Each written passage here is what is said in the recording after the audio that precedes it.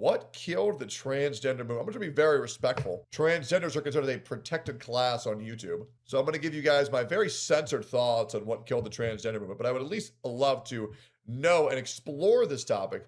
Among young... Oh my God. Do you remember this one? Hi. I'm serious. I think what actually just killed the transgender movement was the overwhelming statistical data backing that how much of them have suicidal ideation, as well as how many programs that were designed to groom children were about pushing them into, mutilating their genitals and making them something that they weren't. And, a lot of the kids who got, hormonal therapy as a kid just said that it was the biggest regret of their entire life years later. Because, yeah, obviously, you wouldn't let a person get a tattoo when they're underneath 18. So why would you let them cut off their penis?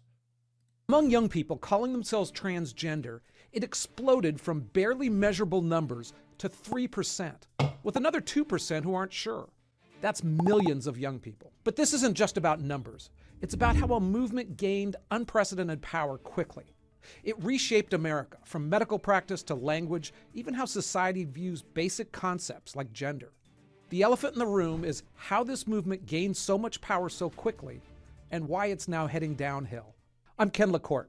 I dig into uncomfortable topics and give you as fair and straightforward answers as I can. Love that. Especially when they challenge the mainstream narrative. Love that. In the next few minutes, we'll look at the movement's dramatic rise, especially among females, how a perfect storm of forces created that rise, and how activists went too far and why 2024 became its turning point. I also believe that a lot of people who identify as non-binary are just like obese and chopped.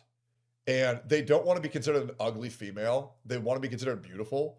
So then they say they identify as a man. And then people talk about how brave they are.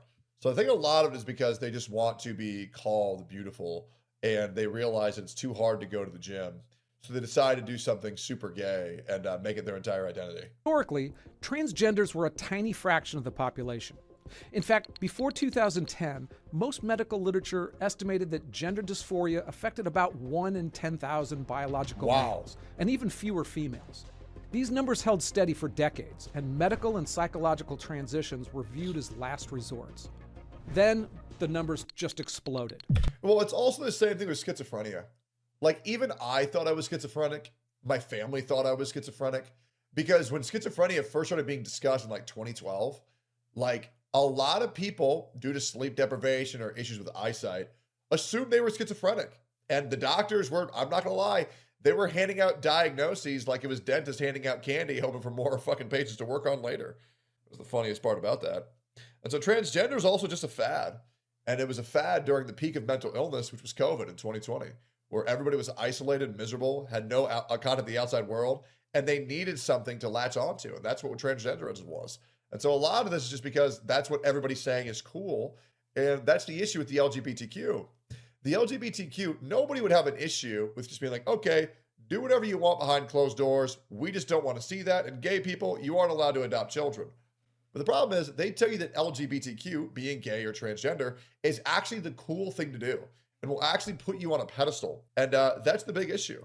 But it wasn't just those numbers that changed. It's not about acceptance. It's about glorifying the behavior. And we shouldn't be glorifying that because we as a species are experiencing declining birth rates leading to the extinction of the human race. And it's getting worse every year. The very nature of who identified as transgender. Historically, the vast majority of transgenders were biological males going to female. And now that pattern has completely reversed. There are more women seeking to become men. And among teens, biological females dominate the numbers. This isn't just in America. Similar patterns emerged across the entire Western world, especially in countries with strong social media usage. Sweden saw 1,500% in teen girls trying to get medical treatments for transgenderism. What's also crazy is every single country that has a overwhelming support for transgenderism also has declining birth rates. It really is a poison that we're putting into our systems. And in the UK, referrals to gender clinics rose 4,400% over a decade. That's not normal. The fundamental debate is why. Were these transgenders always there but finally free to be themselves? No. Or was there something else going on driving this growth? It's just a This fad. transformation, especially among young people, it didn't happen by accident. Nope. It was a perfect storm of forces that came together. It started with the success of the gay rights movement. After winning the battle for marriage and legal equality, many of these same activists and organizations shifted their focus to transgender rights. And with I also just like, I don't understand why gay people want to get married. Because like getting married is like a Christianity thing. And it's about like being accepted by God and having your relationship accepted by God. But like being gay is like against the Bible. So it's like, I don't know why they would even want that. It really makes no sense to me. But I mean, who knows? You know, more people encroaching on others' territory. It's just a little bit cringe. them, they brought proven tactics and an infrastructure for social change. It also coincided with the anti-bullying movement in America. When I was in school in the 70s and 80s, it was all about don't do drugs. In my children's years, it was all about fighting bullies and being tolerant to all. First up was the battle over words, because winning the language war was crucial. All activists understand that. They know that by controlling the conversation, they can control the debate itself. And that's why they want you to use pronouns. The transgender world successfully shifted the conversation by redefining words like men and women to center on gender identity, not biological sex. Even basic language was rewritten, with terms like ladies and gentlemen being called exclusionary and being swapped out. They replaced clinical-sounding terms like sex change with gender-affirming healthcare, obscuring the medical reality of surgeries and hormone treatments. I mean, think about it. What kind of a decent person would be against gender-affirming care? It sounds great. And the most important factor in reaching young people was the ultimate tool, social media. And that is what they do. They try to make everything sound so fun and inclusive and kind, but in reality, it's just deceitful. It's kind of like Freeman. These people are demons, and they're just using language as a tool to deceive. The information flow to kids wasn't just parents, teachers, and friends anymore. Social media algorithms created powerful echo chambers which amplified transgender messaging to kids. Studies show that about half of transgenders cited YouTube videos as influential in their decisions. There it is. For young people questioning their identity, these digital spaces became powerful influence centers. The social dynamic was especially important among teenage girls and their friendship groups. They place high value on social cohesion and fear rejection, making them particularly susceptible to what experts call social contagion effects. When one member of a friend group identified as trans, often others followed.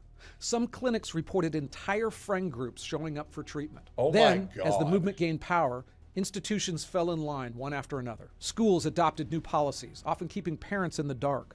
Medical associations rewrote. If you are not disclosing to their parents that they identify as gay or another sex, I'm sorry, that is a band of child groomers. It is. You cannot withhold such crucial or any information away from someone's parents. Their guidelines, making it easier for young people to start treatments and surgery. And this is why I will be homeschooling my children when I eventually have them. Corporations rush to cash in on things, as they always do.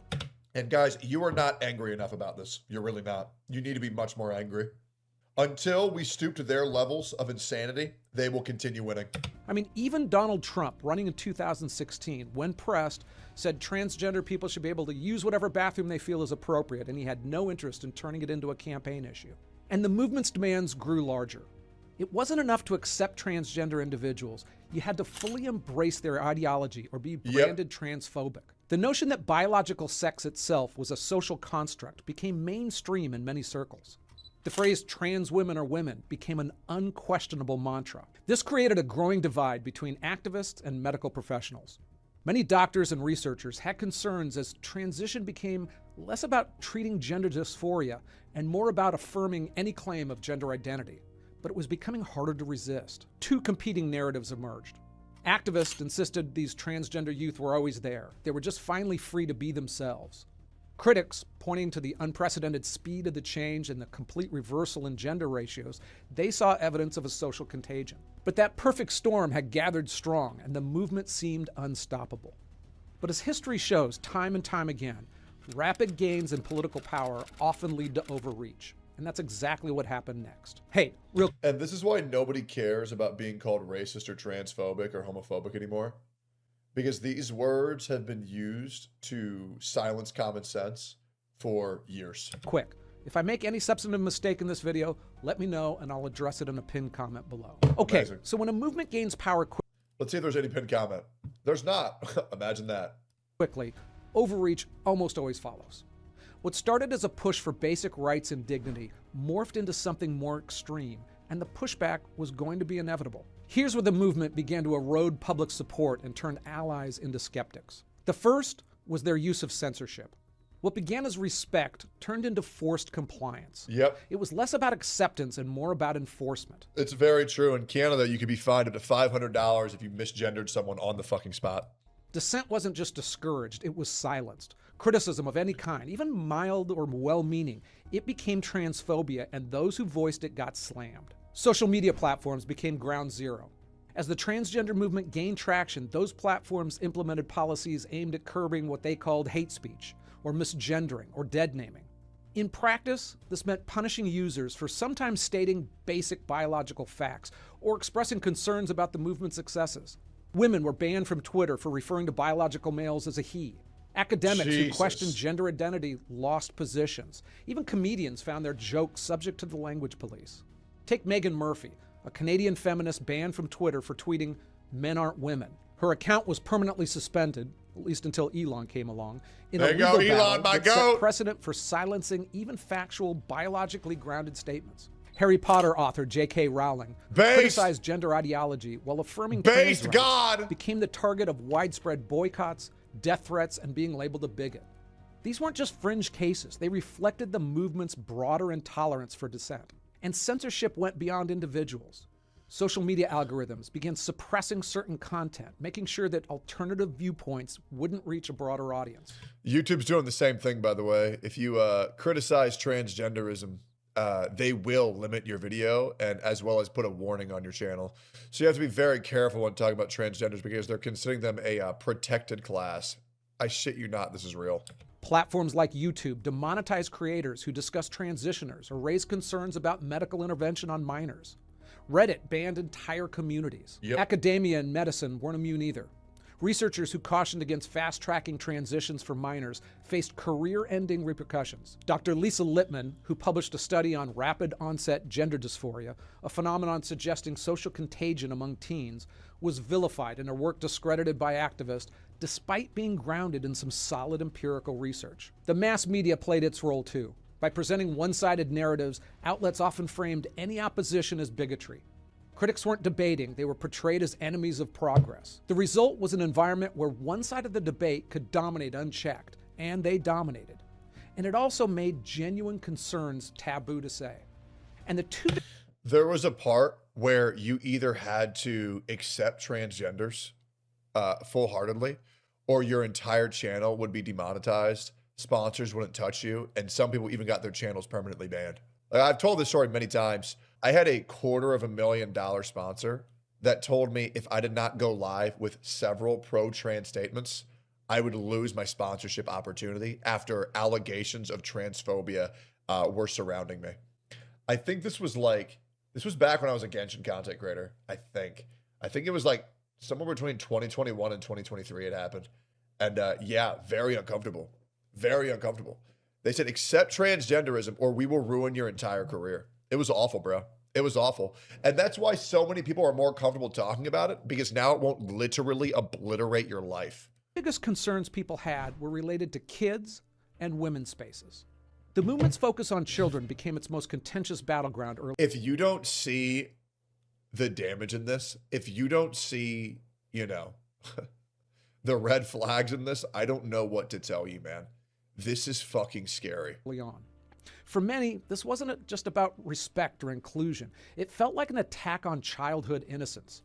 From explicit materials in schools to controversial medical treatments, activists pushed boundaries that left even moderate supporters questioning their methods. You were actually so gay back then? Yeah, because you had to be or they would shut down your channel. Asmongold said the same things that I used to say back in the day too, because we were forced to. Even Asmongold now, and he's doing a much better job than I am.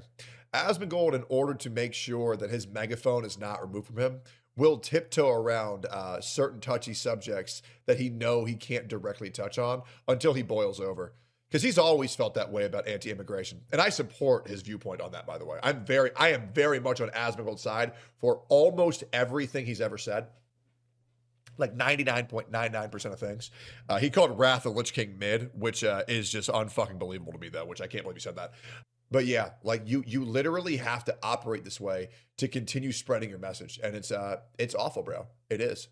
One flashpoint was but I had enough of it. That's why I stream on Rumble now, because they can't fucking do anything to me anymore. graphic, sexualized material in children's libraries. When parents objected, they were labeled as bigots or censors themselves, but most people agree with the concept of age-appropriate material for kids. Then came Drag Queen Story Hour that exploded across the country, and drag events billed as inclusive, family-friendly entertainment. But on social media, videos came out showing men in drag gyrating on kids, or family shows where people were singing about eating dicks. Accounts like Libs of TikTok posted over-the-top material every day. And schools didn't just host events, but integrated activism deep in their curriculum. Jesus. Some districts kept parents in the dark about their kids' gender identity at school, and teachers were trained to affirm any child questioning their gender without telling their parents. If any school, this is why my kids aren't going to school. If my kids were in school and any teacher were to ever withhold information from me about my kids, oh, they'd be gone, brother. They'd be gone. Absolutely not. We need to remove child groomers from the institutions that teach our children. This is insane. Amber Levine of Newcastle is suing the school. Just like we need body cams on every policeman, we need cameras in every single schoolroom. And I firmly believe that shit. I firmly believe we need cameras in all of our fucking classrooms. That is the only way to get America back. Last December, Levine said she found a chest binder used to flatten someone's breasts in her 13-year-old child's room. Levine says the school either provided it or helped obtain it. And maybe these people were just having a good time with their chance, but it wasn't funny to a lot of other people. What the fuck? The medical side was even more polarized. A gay pride chant saying we're coming from your children. By the way, editor, censor that too. This is insane. Between 2017 and 21, nearly 18,000 minors in the U.S. started puberty blockers or hormone treatments. And the numbers were rising each year. These drugs, often creating irreversible changes, carry... Absolutely. And by the way, they say things like, oh, you can't consent to puberty, but you can consent to HRT. So actually, it's much more human than your body's natural fucking systems. They are claiming injections, scientific injections, are more natural than, I don't know, billions of years of evolution. Significant risks. Yet they were given to children as young as 10. And by 2020... No, and it's very true, and that's a great point. If you want to know why these people are going after your children, is because all of these people can't reproduce. So they must take your kids away from you because they cannot have them because they've sterilized themselves. And that's why there is currently a war on children right now.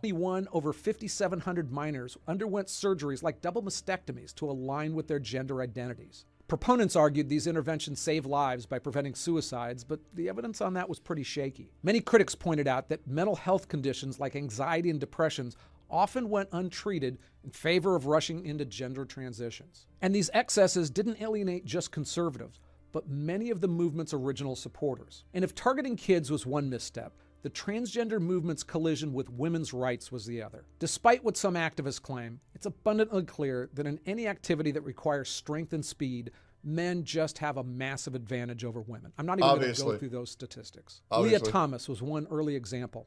He was a mediocre male swimmer who, after transitioning, dominated women's competitions. Yep. Thomas went from ranking 462nd as a male to breaking women's records and winning NCAA championships. Oh, and just wait. The WNBA is about to experience the exact same thing. How did this go on for so long? This shit is an embarrassment to our country. Here at the end of this race, Thomas starting to pull away.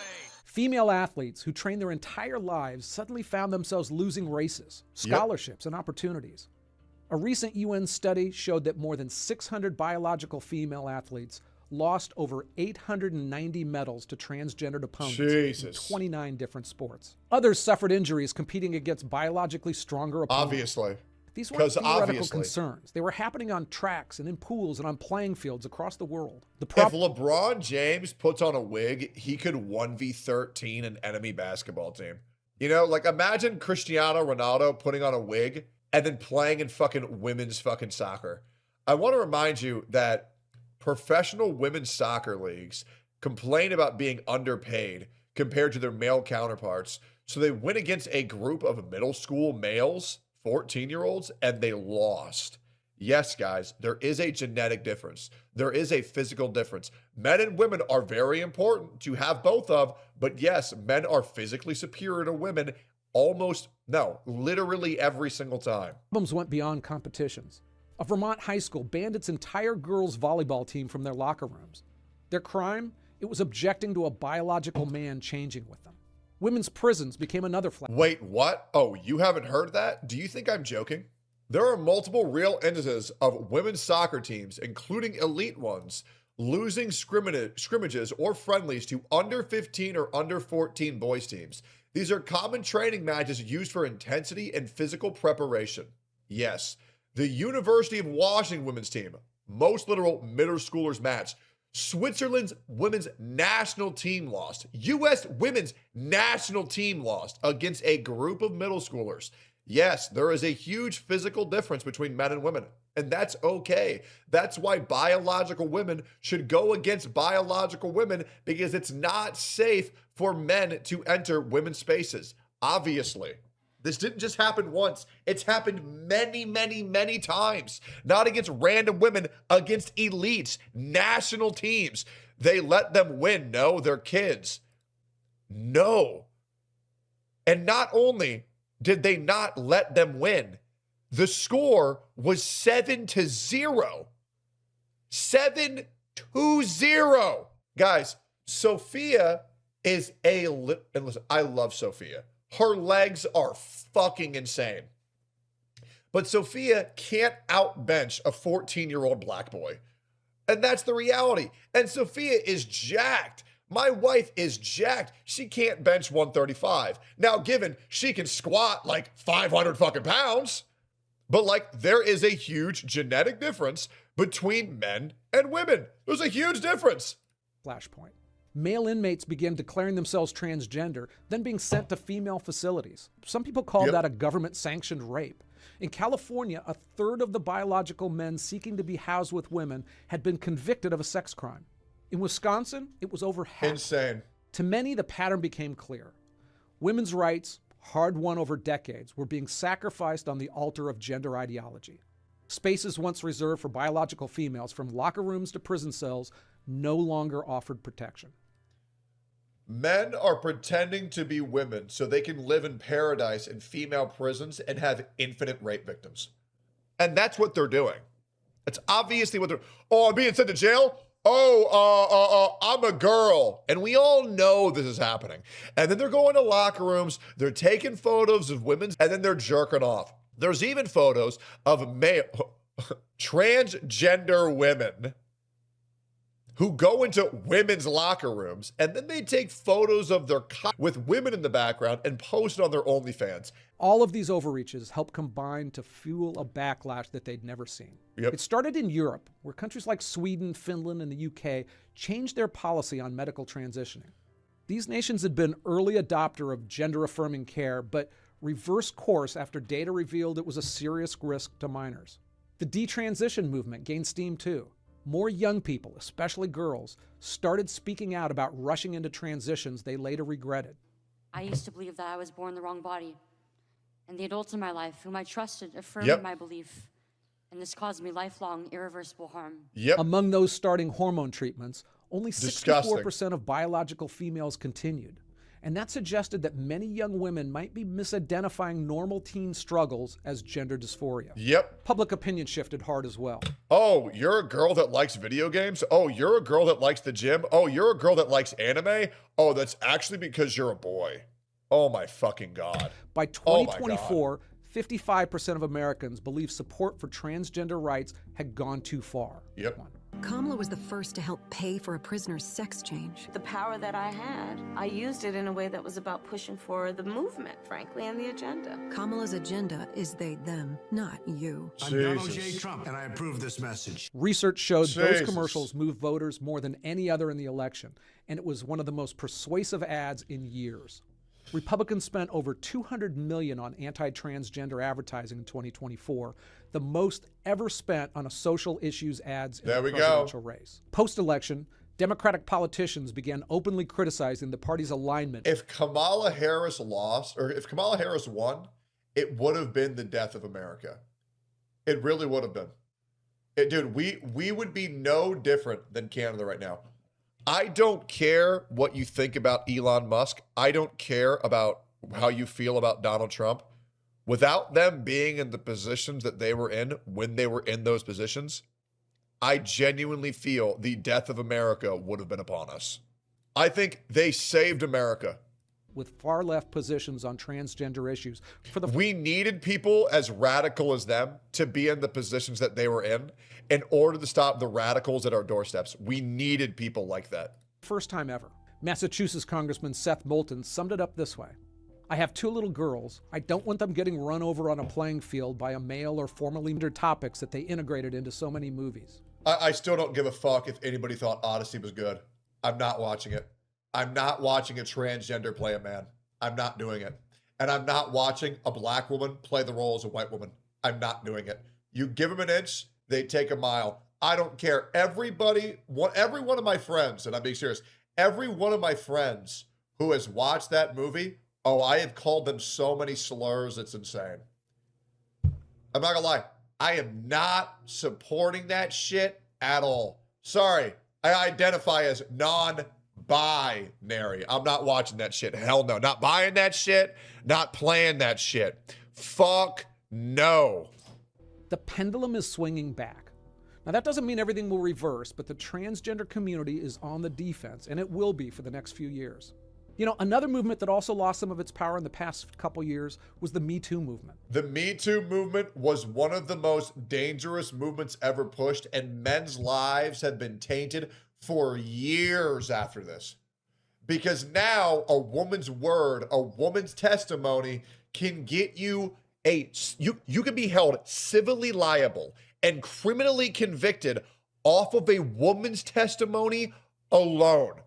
That means if a woman says something happened, it can supersede facts and evidence. If a woman has a good enough story with no proof, you can still be held civilly liable. You can still be criminally convicted. And that is not an America that we should want to live in.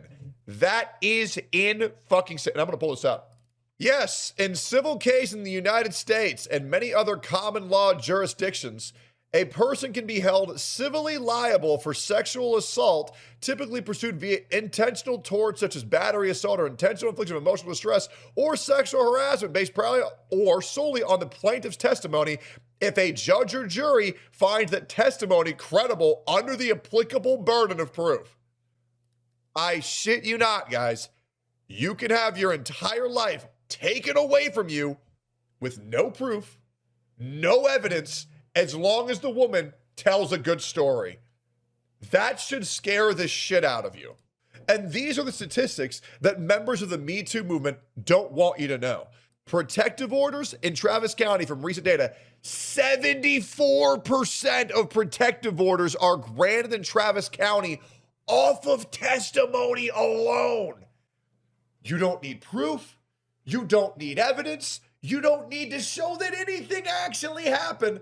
And the problem is, people will act like this means anything. It doesn't. And that should scare the fuck out of you. Guys, that can take away your constitutional rights just because a woman decided to lie. And that's just one area. Which took down a whole lot of men. Now, many of them were completely justified. Bad guys who abused their power and got what they deserved. Sure, but then you have things like Blizzard, where literally 30 men lost their jobs for 12 years off of women's testimony alone, and all of it was bullshit, and they admitted to knowing it was bullshit from day one. You know, even people like Asmongold fell for that shit. You know, it's like a lot of people fell for this shit because women were granted way too much fucking power. And this is what happens when we don't have a war to fight in. Women get power and the world... A victim of Me Too. Yep. I learned a lot in producing that video and looking at the specifics. Hey, thanks for watching. I'm active in the comments below, and if you're not being a jerk, I'd love to chat. This was a great video, and I would love to watch the Louis C.K. video as well. What a joke the world's become.